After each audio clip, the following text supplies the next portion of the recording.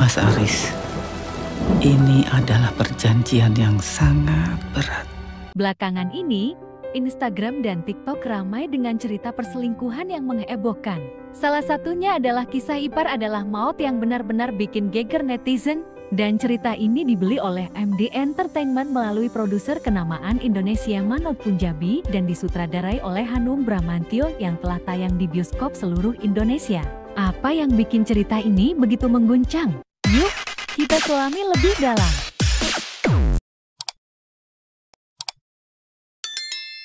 Kisah ini berawal dari pasangan suami istri, Aris dan Nisa, yang rumah tangganya mulai goyah karena kehadiran orang ketiga, yang tak lain adalah adik Nisa sendiri, Rani. Cerita ini pertama kali diangkat oleh akun Instagram @Eliza_Siva dan langsung menjadi buah bibir di mana-mana. Yowes, kita jagain sama-sama ya.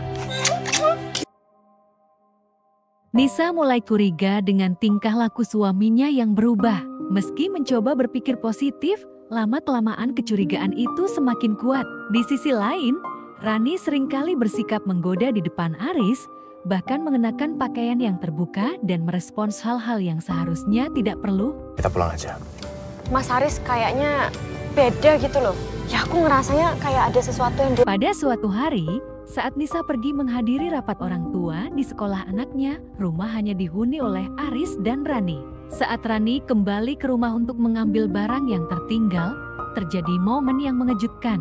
Rani dan Aris yang terbawa suasana obrolan akhirnya terlibat dalam ciuman terlarang. Dalam hidup aku, selama ini kamu bersandiwara jadi laki-laki yang soleh. Tak berhenti sampai di situ, Rani yang telah lama menjalin hubungan dengan Yusuf tetap melanjutkan hubungan gelapnya dengan Aris. Hingga pada akhirnya bom waktu itu meledak. Keluarga Yusuf pun marah besar ketika perselingkuhan ini terbongkar. kamu mau sampai kapan sih diemin aku kayak gini, Nis? Ada beberapa momen kunci dalam cerita ini yang benar-benar mengguncang. Pertama, pengakuan Rani bahwa ia telah hamil anak Aris. Kedua, reaksi keluarga yang sangat kecewa, terutama ibunya yang merasa gagal mendidik putrinya. Hanya ada yang beda ya dari Mas Aris.